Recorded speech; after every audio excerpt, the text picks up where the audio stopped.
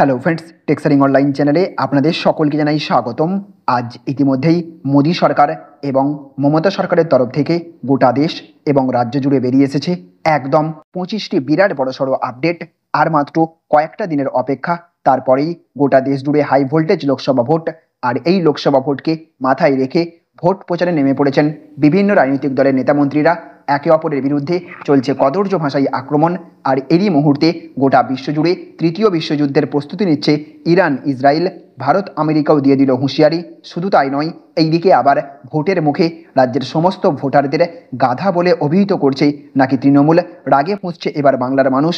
এইদিকে আবার মুখ্যমন্ত্রীর মন্তব্যের প্রতিবাদে বিক্ষোভের আগুন জ্বলছে নন্দীগ্রামে। রয়েছে বিজেপির নির্বাচনী ইস্তেহারে বিনামূল্যে রেশন থেকে শুরু করে জিরো বিদ্যুৎ বিল, সিএএ আইন, আরও একের পর এক বড় বড় ঘোষণা সাধারণ মানুষের জন্য। রয়েছে ভোটের মুখে তৃণমূল এবং কংগ্রেসের তরফ থেকেও একের পর এক বড় বড় সুখবর, প্রকল্প, ঘোষণা। আজকের ভিডিওতে এই সমস্ত বিষয় নিয়েই থাকবে বিস্তারিত আলোচনা। আর আলোচনা শুরু করার পূর্বে প্রথমেই আমরা চোখ রাখব আজকের অতি গুরুত্বপূর্ণ বেশ কয়েকটি তাজা হেডলাইন্সের দিকে। তো দেখুন, আজকের হেডলাইন্সে বলা হচ্ছে ভোটারদের গাধা বলে অভিহিত করছে তৃণমূল, রাগে ফুঁসছে বাংলার মানুষ।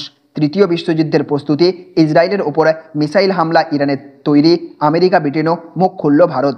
নন্দীগ্রামে তৃণমূলের অফিসে তালা ভাঙলেন দেবাংশু। এইদিকে তল্লাশি হয়নি অভিষেকের চপারে, দাবি আয়কর দপ্তরের। টিকিটের নেশা হেরোইনের চেয়েও খারাপ, প্রচারে বেরিয়ে মন্তব্য বিজেপি প্রার্থী অসীমের। দুর্নীতিবাজদের বিরুদ্ধে কড়া পদক্ষেপ করা হবে, প্রতিশ্রুতি মোদির।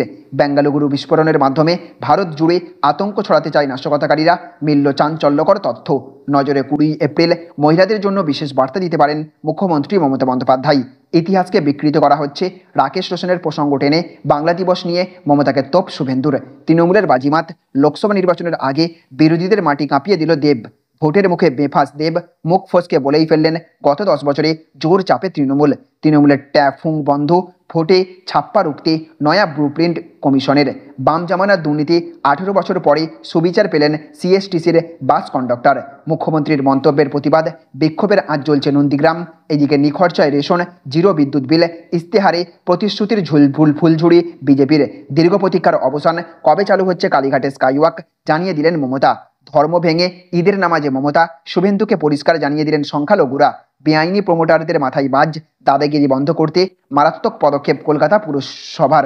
এদিকে সব ওলটপালট, সাংসদ হওয়ার স্বপ্ন অধরাই থাকবে এই 4 তারকা প্রার্থীর। নববর্ষের দিনেই কপ্টারে আয়কর হানা, অভিষেক জানালেন কিছুই মেলেনি। হ্যাঁ, অভিজিতের বিরুদ্ধে আমার নাম ছিল, এই প্রথম খোলাখুলি বললেন রচনা ব্যানার্জি। শান্ত থাকুন, ইরানের হামলার পরই ইসরায়েলে থাকা ভারতীয়দের সতর্ক করল বিদেশ মন্ত্রক। তো এই সমস্ত হেডলাইনগুলি ছাড়াও রয়েছে মমতা সরকারের তরফ থেকে এই মুহূর্তে আরও একটি বড় ঘোষণা। তাই অবশ্যই মনোযোগ সহকারে সারাদিনের অত্যন্ত গুরুত্বপূর্ণ খবরগুলি একটা ভিডিওতেই দেখে নিন। আর এই ভিডিওটি শুরু করার পূর্বে আপনাদের কাছে ছোট্ট একটা অনুরোধ, অবশ্যই এই ভিডিওটা লাইক করে দেবেন এবং জনস্বার্থে ভিডিওটিকে প্রচুর পরিমাণে শেয়ার করবেন। আর এই লোকসভা ভোটে কোন দল বাংলায় বাজিমাত করতে চলেছে বলে আপনি মনে করে থাকেন, অবশ্যই কমেন্ট বক্সে লিখে জানিয়ে দেবেন। তো দেখুন, আজকের প্রথম খবর, তৃতীয় বিশ্বযুদ্ধের প্রস্তুতি, ইসরায়েলের ওপর মিসাইল হামলা ইরানের তৈরি, আমেরিকা ব্রিটেনও মুখ খুলল ভারত। তো সমস্ত জল্পনা সত্যি করে অবশেষে শুরু হয়ে গেল ইরান ইসরায়েল যুদ্ধ। শনিবার মিসাইল এবং ড্রোন নিয়ে পুরোদস্তুর হামলা শুরু হলো ইসরায়েলের ওপর। দেশ জুড়ে শুরু হয়েছে আতঙ্ক, ব্যালিস্টিক এবং ক্রুজ মিসাইলের আঘাতে ক্ষতিগ্রস্ত হয়েছে ইসরায়েলের সুরক্ষা ব্যবস্থা, ভেঙে পড়েছে আয়রন ডোম। এইদিকে শুরু হয়েছে তৃতীয় বিশ্বযুদ্ধের আশঙ্কা। ইতিমধ্যেই হামলার কথা স্বীকার করেছে ইরান। একই সাথে তেহরানের হুমকি, যে দেশ ইসরায়েলের সমর্থনে মাঠে নামবে তাদেরও ভুগতে হবে। যদিও চুপে বসে থাকার দেশ নয় ইসরায়েল, পাল্টা জবাবে উড়ে যাচ্ছে মিসাইল। রাতের অন্ধকারে কেঁপে উঠছে বারুদের ঝলকানিতে। ইরানি ড্রোন এবং মিসাইল ধ্বংস করতে তৎপর ইসরায়েলের বিখ্যাত আয়রন ডম মিসাইল ডিফেন্স সিস্টেমও। এই দিন এক বিবৃতি জারি করে ইরানের ইসলামিক রেভলিউশনারি গার্ড কোর জানিয়েছে, এই হামলা মূলত প্রত্যুত্তর। সিরিয়ায় ইরানের দূতাবাসে ইসরায়েল যে বোমা বর্ষণ করেছিল, এটা মূলত তার পাল্টা জবাব। এই যুদ্ধের মাঝে আমেরিকা যাতে কোনোভাবেই নাক না গলায়, সেই হুঁশিয়ারিও দিয়েছে তেহরান।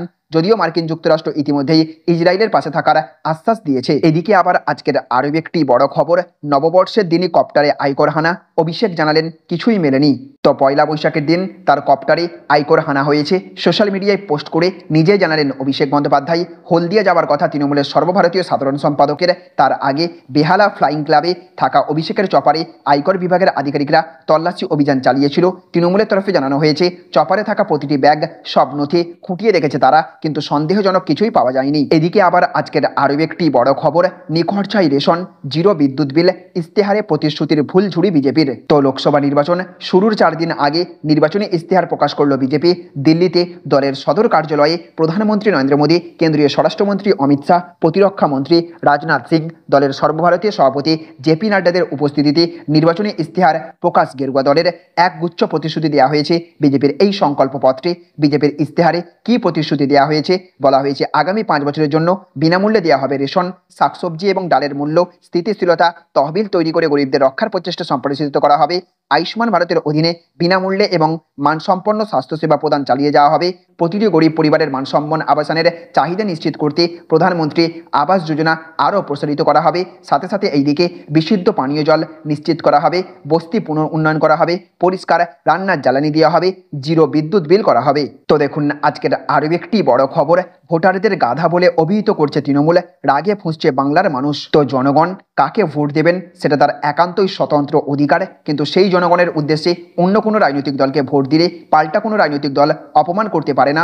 রাজনৈতিক বিরোধীরা চলতে পারে, কিন্তু জনগণকে কি কখনো কোনো বিশেষ রাজনৈতিক দলকে ভোট দিলে গাধা বলা যায়? হ্যাঁ, এমনটাই এবার ঘটেছে পশ্চিমবঙ্গে। পূর্ব বর্ধমানের দেওয়াল লেখন চোখে পড়েছে সকলের, আর সেই দেওয়াল লেখনকে ঘিরে বাংলা জুড়ে বিতর্ক দানা বাঁধছে। সেখানে তৃণমূল লিখেছে আতা গাছে তোতা পাখি, ডালিম গাছে মৌ, এই বিজেপিকে ভোট দেবে না গাধা ছাড়া আর কেউ। বিজেপির তরফে বলা হচ্ছে গণতন্ত্রে মানুষই শেষ কথা বলে, আর তৃণমূল সেই মানুষকেই গাধা বলে অভিহিত করছে, যা সাধারণ ভোটাররা একেবারেই ভালোভাবে নিচ্ছেন না। কারণ কেউ যদি বিজেপিকে ভোট দেয় তবে সে তৃণমূলের কাছে গাধার সমান। তো দেখুন আজকের আরও একটি বড় খবর, মুখ্যমন্ত্রীর মন্তব্যের প্রতিবাদ, বিক্ষোভের আঁচে জ্বলছে নন্দীগ্রাম। তো মুখ্যমন্ত্রীর বক্তব্যের প্রতিবাদ, নন্দীগ্রামে তৃণমূল কংগ্রেসের কার্যালয়ে তালা লাগিয়ে বিক্ষোভ দেখালো বিজেপি, টায়ার জ্বালিয়ে চলল প্রতিবাদ। শনিবারের একটি সভামঞ্চে বিরোধী দলনেতা শুভেন্দু অধিকারীকে কটাক্ষ করতে গিয়ে মুখ্যমন্ত্রী মমতা বন্দ্যোপাধ্যায় পূর্ব মেদিনীপুর জেলা প্রসঙ্গ নিয়ে একটি মন্তব্য করেছিলেন, যেই মন্তব্যে গোটা জেলাকে গদ্দারদের জেলা বলে কটাক্ষ করেছিলেন। সেই মন্তব্যের প্রতিবাদেই সকাল থেকে উত্তপ্ত হয়ে ওঠে নন্দীগ্রাম। নন্দীগ্রাম 2 নম্বর ব্লকের বিরুলিয়া গ্রাম পঞ্চায়েত এলাকার বিরুলিয়া বাজার সংলগ্ন তৃণমূল কংগ্রেস কার্যালয়ে বিজেপি কর্মী সমর্থকরা তালা লাগিয়ে দেন এবং তৃণমূল কংগ্রেস কার্যালয়ের সামনে টায়ার জ্বালিয়ে বিক্ষোভ দেখান। তৃণমূল কংগ্রেসের গেটের সামনে বিজেপির পতাকা লাগিয়েও দেন বিজেপির কর্মীরা।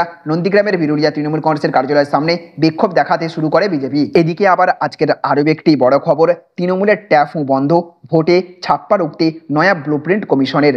তো বাংলায় ভোট লুট করার অভিযোগ করেন বিরোধীরা। শাসক তৃণমূল পঞ্চায়েত ভোটে এক নাগাড়ে ভোট লুট করেই অধিকাংশ পঞ্চায়েত দখল করেছে, এমনটাই অভিযোগ বিরোধীদের। আর তাই এবার লোকসভা ভোটে যাতে কোনো রকম ট্যাফু না করতে পারে তৃণমূল, সেই কারণেই বিশেষ নজর দিচ্ছে এবার কমিশন সূত্রে জানা যাচ্ছে প্রতিটি জেলায় একজন করে এবার নোডাল অফিসার নিয়োগ করা হচ্ছে।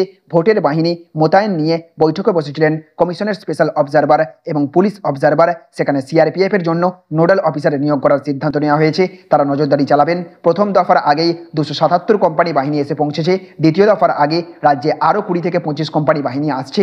সাধারণ মানুষের ওপর নজরদারি রাখার জন্য আর্টিফিশিয়াল ইন্টেলিজেন্স প্রযুক্তি থাকছে। বুথ জ্যাম করে শুরু করে ছাপ্পা ভোট দেওয়ার মতো ঘটনা যাতে না ঘটে, সেই কারণেই এই প্রথম এআই প্রযুক্তি ব্যবহার করতে চলেছে কমিশন।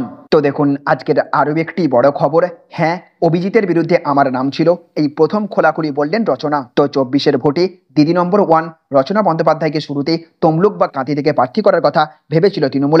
রচনা তাতে রাজি ছিলেন না, তাই তাকে যে হুগলি আসনে প্রার্থী করা হতে পারে সেই খবর আগেই প্রকাশিত হয়েছিল। তাই হয়েছে, কারণ 10ই মার্চ ব্রিগেডের সভা থেকে প্রার্থী তালিকা ঘোষণার 1 মাস পর রচনা প্রথমবার স্বীকার করলেন, হ্যাঁ তাকে তমলুকে অভিজিৎ গঙ্গোপাধ্যায়ের বিরুদ্ধে প্রার্থী করার কথা ভাবা হয়েছিল।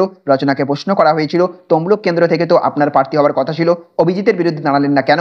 জবাবে দিদি নম্বর 1 বলেছেন, কাঁথি, তমলুক আর হুগলি এই 3টি কেন্দ্রের মধ্যে থেকে একটিতে প্রার্থী করার কথা চলছিল। তারপর মমতা বন্দ্যোপাধ্যায় আসন ঠিক করে দিয়েছেন। তো দেখুন আজকের অন্তিম আপডেট, সব ওলট পালট, সাংসদ হবার স্বপ্ন অধরাই থাকবে এই 4 তারকা প্রার্থীর। তো আর মাত্র হাতে গোনা কয়েকটা দিনের অপেক্ষা, এরপরেই রাজ্যে প্রথম দফার ভোট গ্রহণ। কোচবিহার, জলপাইগুড়ি এবং আলিপুরদুয়ারে এখন শেষ মুহূর্তের প্রচার চলছে। দিল্লি দখলের এই লড়াইয়ে নিজেদের সর্বস্ব দিয়ে ঝাঁপিয়ে পড়েছে তৃণমূল, বিজেপি সহ প্রত্যেকটি দল। এইদিকে 24-এর লোকসভা নির্বাচনে তৃণমূলের টিকিটে বহু তারকা প্রতিদ্বন্দ্বিতা করতে চলেছেন। শত্রুঘ্ন সিনহা থেকে শুরু করে দেব, রচনা বন্দ্যোপাধ্যায় থেকে শুরু করে সায়নী ঘোষ, ইউসুফ পাঠান থেকে শুরু করে কীর্তি আজাদ নাম রয়েছে অনেকের। অন্যদিকে বিজেপির টিকিট দিয়েছে হিরণময় চট্টোপাধ্যায় ওরফে হিরণ, অগ্নিমিত্রা পাল, লকেট চট্টোপাধ্যায় প্রমুখকে। তবে এবিপিসি ভোটার জনমত সমীক্ষা অনুসারে এই তারকা প্রার্থীদের মধ্যে অনেকেই ভোটে পরাজিত হতে পারেন। তৃণমূলের ইউসুফ পাঠান, কীর্তি আজাদ, রচনা বন্দ্যোপাধ্যায়ের সাংসদ হওয়ার স্বপ্ন এবার পূরণ নাও হতে পারে। বহুল চর্চিত প্রার্থী দেবাংশু ভট্টাচার্য এবং সুজাত মণ্ডলও পরাজিত হতে পারেন। এখানেই শেষ নয়, সমীক্ষা অনুযায়ী ঘাটাল থেকে খালি হাতে ফিরতে হতে পারে হিরণকেও। সাংসদ হওয়ার স্বপ্ন পূরণ নাও হতে পারে দেবাশিস ধরের। তাহলে ফ্রেন্ডস, বুঝতে পারলেন, এই ছিল আজকের কয়েকটি গুরুত্বপূর্ণ আপডেট। এই ভিডিওটি আপনাদের যদি ভালো লেগে থাকে তাহলে অবশ্যই ভিডিওটিতে এক্ষুনি একটা লাইক করবেন এবং অবশ্যই ভিডিওটিকে রাজ্যের সমস্ত মানুষের কাছে শেয়ার করে সকলকে জানার সুযোগ করে দেবেন। ভালো থাকবেন, সুস্থ থাকবেন। Thank you friends, thank you for watching.